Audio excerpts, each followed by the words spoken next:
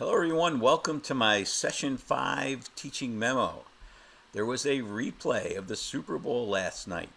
Obviously, the Patriots' win last year was no fluke as they demolished the Falcons at Foxborough. Condolences to all Yankees, Jets, and Giants fans. It's unusual that you all lose in one weekend. It was a little cool during the week. Our heat went on this week and we had a slight frost. However, summer returned just in time for the weekend. All right, a little housekeeping. This is my housekeeping portion of the video.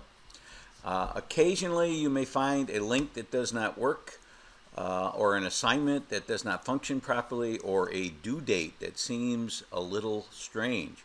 Please let me know either via email if you encounter an issue, and I will fix it ASAP. I want to remind everyone that I have office hours every morning from 9 to 11. That's Monday through Thursday. I am available on Fridays usually, but typically I ask you not to contact me then. The most contact I get is usually Saturday and Sunday by email, but typically I don't work on the weekends, especially now.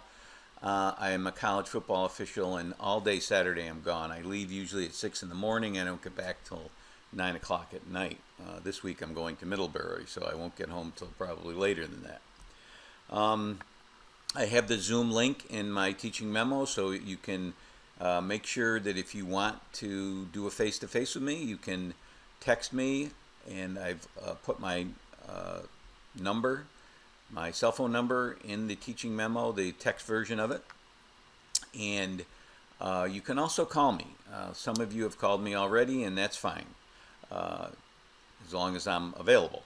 I want to comment on the survey that was in Session 5 assignments, and thank most of you for taking the time to do that. I think the last time I checked, I had about half the class that had done it. So if you haven't done it, you can go back into Session 4 assignments and take that survey. It's only 3 questions, and I really use that even in moving forward in this course. I use it to make changes, and I've done that in the past. I've had several emails complaining about this part of the rubric on the semesters, which is the discussion board rubric about making your initial post within the first, I think, 4 days, by Thursday, I think.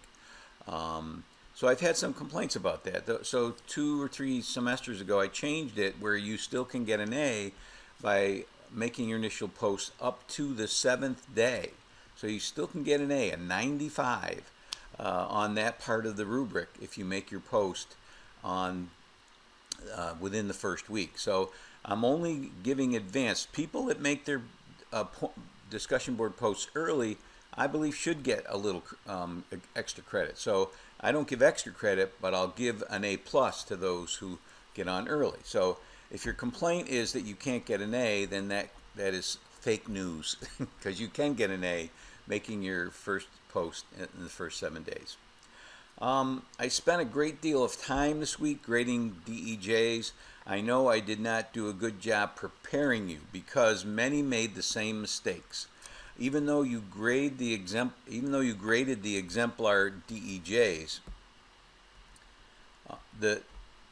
I now have new exemplars, and I'm using your posts because I didn't use the salvia at all text last year. And I think maybe that was part of the problem, that my video didn't talk about salvia, and my exemplars didn't annotate salvia. So the areas I saw fell into 2 categories. One, you did not react to all of the big ideas of Chapter 12. One of the reasons I changed the DEJ to annotating salvia was because of the detailed description of progress monitoring, including gap analysis, rate of improvement, ROI, goal and trend lines, and sample forms that you can use to document all of that. Two, many of you reacted in a note-taking way. Some of you just cut and paste. Dr. Tom said this. Fisher and Fry said this. That's not reacting. What I'm looking for is for you to have a dialogue with the text. In other words, write in a conversational style. So I want to know what's inside your head. I mentioned to one student in my feedback is that I call that cognitive empathy.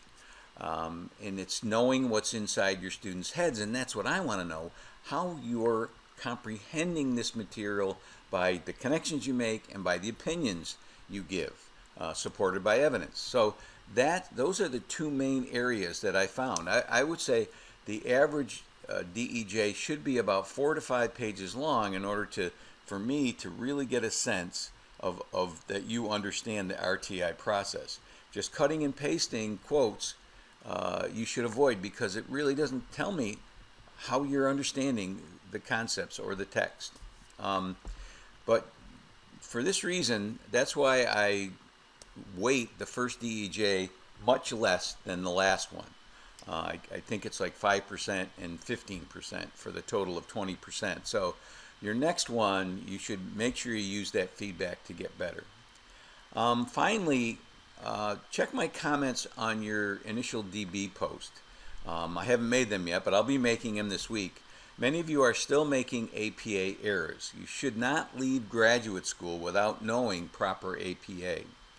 Finally, you should be working on the 2 anchor activities. What? You're saying anchor activities? I've mentioned them before. As we progress through the course, vocabulary in your own words, and I have a link here to that, and I'll pop it open just in case some of you still are not doing your vocabulary. There it is, your vocabulary in your own words. You've had many words already, and you're going to have more. There's several kinds of validity. There's a couple kinds, 3 kinds of reliability. So as you're doing this, you can write your definitions and write them in your own words. It's a research-based word study strategy. Is one of the steps is to write the definitions in your own words, not copy them from a glossary or a dictionary. That really doesn't help you. Writing them in your own words does. The second item that you should be working on is your final baseline survey, and I also have a link to that here. And you can see that it's the same 5 or 6 questions, but in this one, as you're filling it out as you go along, and you're using citations. Okay, you can see it says 100 to 200 words. So I'm not looking for a lot, just a general answer to the questions with 1 or 2 citations that shows me that you did do the readings and that you are definitely referencing the text that we had in this course. So those are 2 anchor activities that you should be filling out as we go along. That way you'll save yourself a big headache at the end of the semester when there's several things that are due. So that's it for the housekeeping part of this. I'll be back with the big ideas of the next session, of the last session.